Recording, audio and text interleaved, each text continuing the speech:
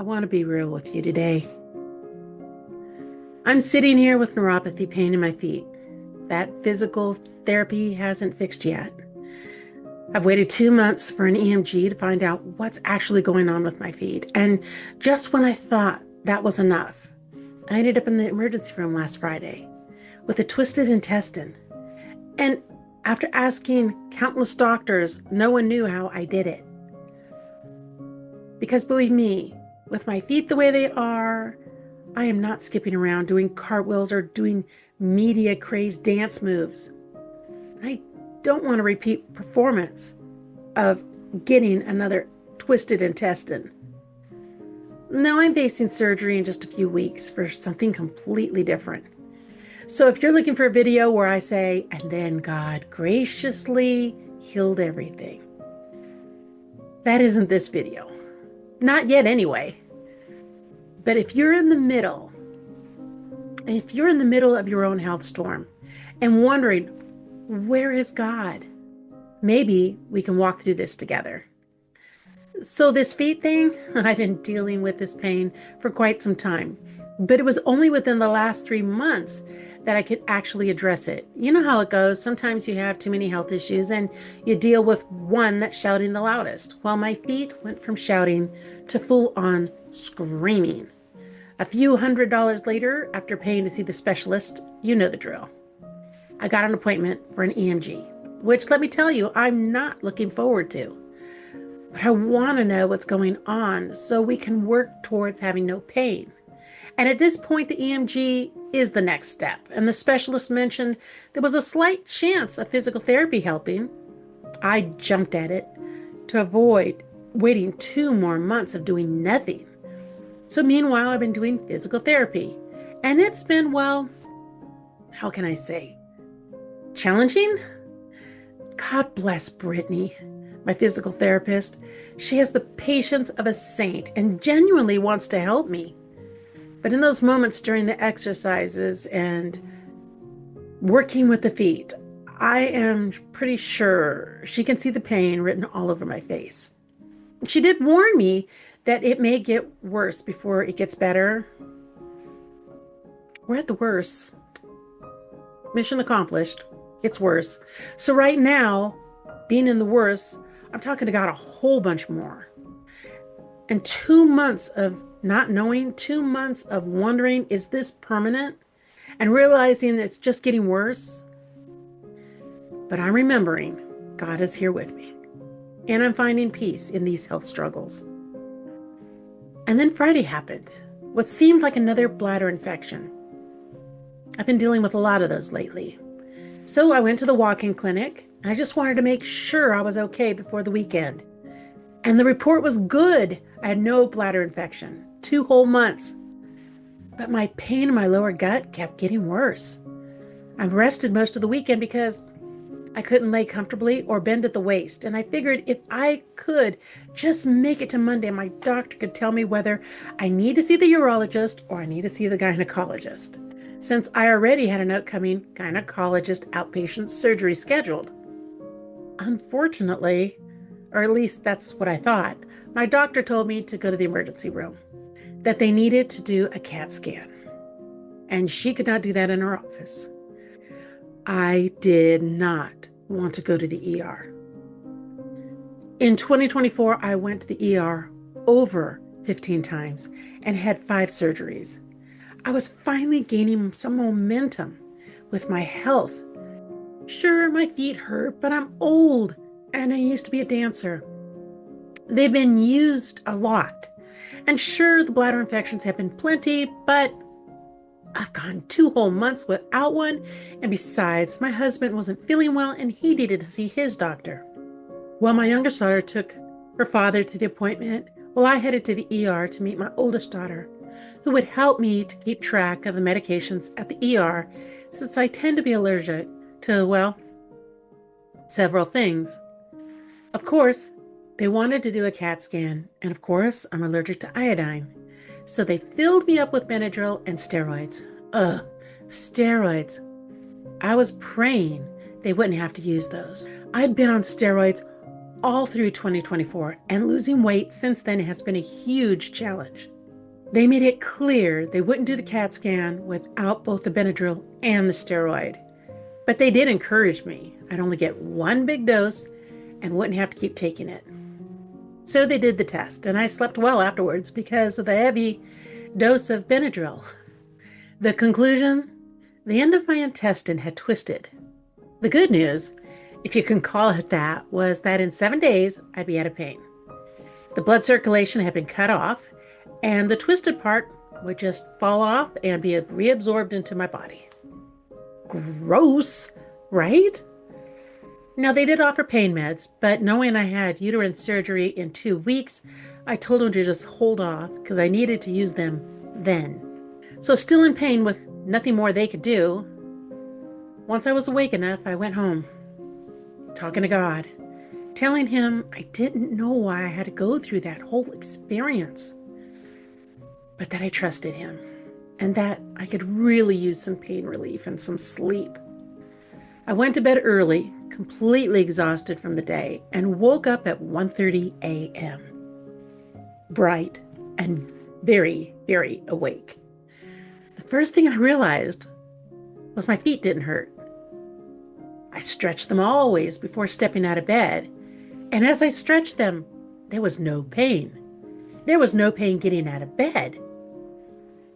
I felt young. I'm talking like 10 years younger. Incredible. My neck was loose. My hands, they felt fabulous. Oh my goodness. I had just gotten out of bed and I felt 10 years younger. Now, my intestine was still yelling at me. That hadn't changed. But even in my mature arthritic hands, felt no pain. And my brain, it was like it was on fire. Thoughts raced, ideas flowing. It was incredible. Hard to go back to sleep. And by 4:30 a.m., I gave it up. I gave it up. I was awake and ready to crush the day. Well, crush the day while guarding my gut from hurting worse. My conversation with God kept circling back to, is this what heaven really feels like?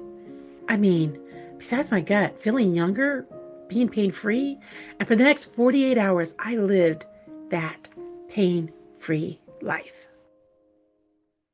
Then after 2 days, I awoke to the steroids stopping their work.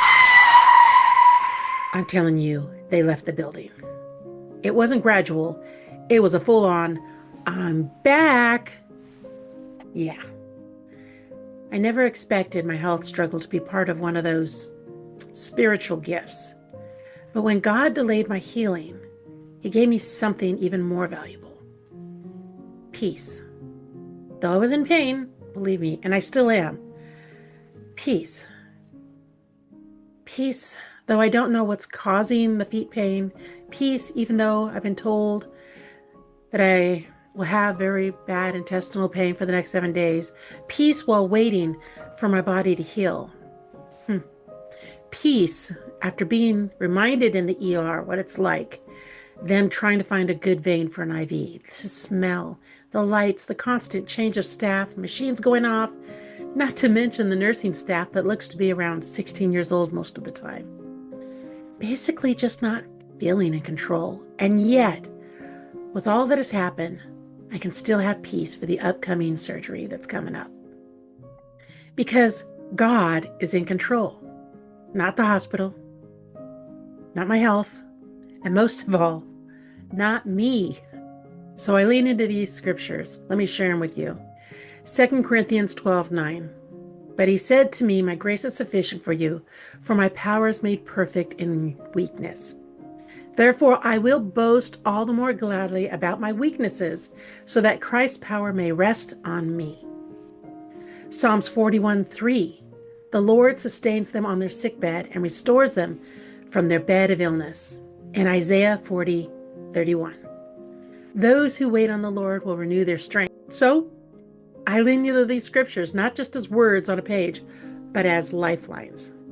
The 2 Corinthians 12:9. My grace is sufficient for you. Well, Paul wrote those words while dealing with his own thorn in the flesh. Something painful that God didn't immediately remove from him. And you know what? I get it now. On days when the neuropathy is overwhelming, when the waiting feels endless, and when I'm wondering if I can handle one more medical appointment, this verse reminds me I don't have to be strong enough. God's grace fills in my gaps. His grace is enough for today, for this hour, and for this moment. Even when I don't feel strong, Paul understands that his insufficiency in the condition for God's sufficiency will be demonstrated. When Paul's strong, like me, I might rely on myself. He might rely on himself. And when he's weak, he must rely entirely on Christ, making Christ's power undeniable to himself and to others. In short, the second part of the verse is Paul's practical application of the theological truth that God's strength is perfected in human frailty. He chooses to value his weaknesses because they serve as the vessel through which the mighty power of Christ can manifest.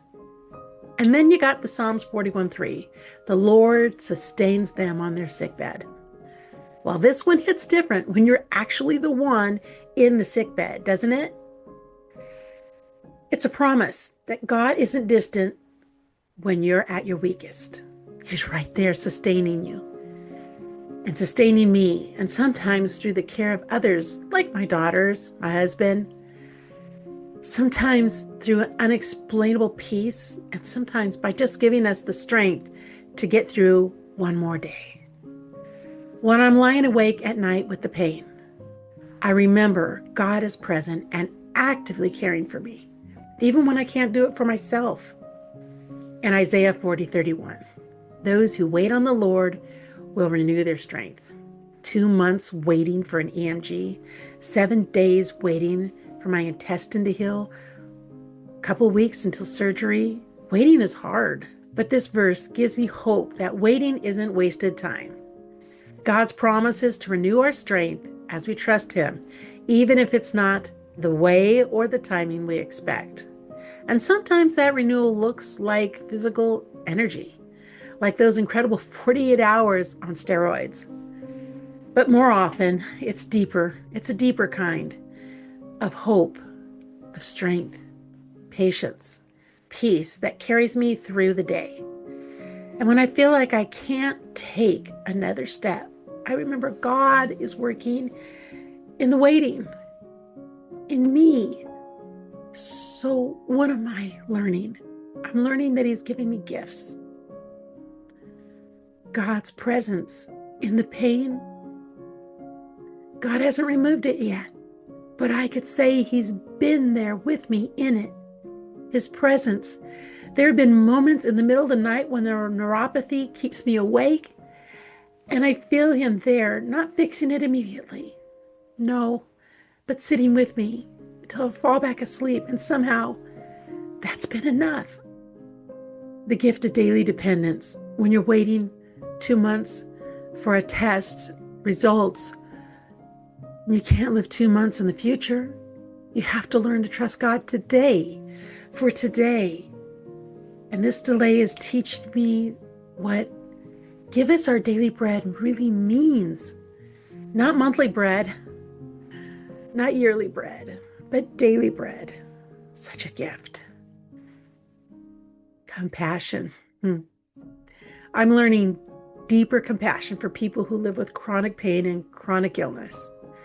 I felt for those with chronic pain before, but now my empathy has been incredibly enlarged. Thank you, Lord. Refined priorities. You know, when you're facing surgery and dealing with chronic pain and a lot of things that just seem important, well, God shows you what truly is important and what isn't anymore. God is using this to show me what really matters. And that's a gift, even though it's wrapped in really uncomfortable paper. I don't know how this story ends yet. And I don't know if the ENG will give me answers. I don't know how the surgery will go. I don't know if the neuropathy will ever fully be healed, but here's what I do know. God hasn't left me in this waiting room alone. And if you're in your own health struggles right now, whether it's pain that won't go away, test results you're waiting for, or a diagnosis that just turns your world upside down, I want you to know He hasn't left you either. The gift hidden in God's delays isn't always the healing we've been praying for. Sometimes it's discovering His presence is enough, that His grace is truly sufficient, and that we can trust His character even when we can't see His plan. I am still learning this. I'm still in the middle of it, but I want to share it with you because maybe you need to know it today, that you're not alone. And the number one lesson I understand is that faith doesn't mean the absence of pain. It means trusting God in the pain. If you're waiting on God for health answers right now, would you comment below? I'd love to pray for you. And honestly, I could use your prayers right now too. Remember, because He lives, it changes everything.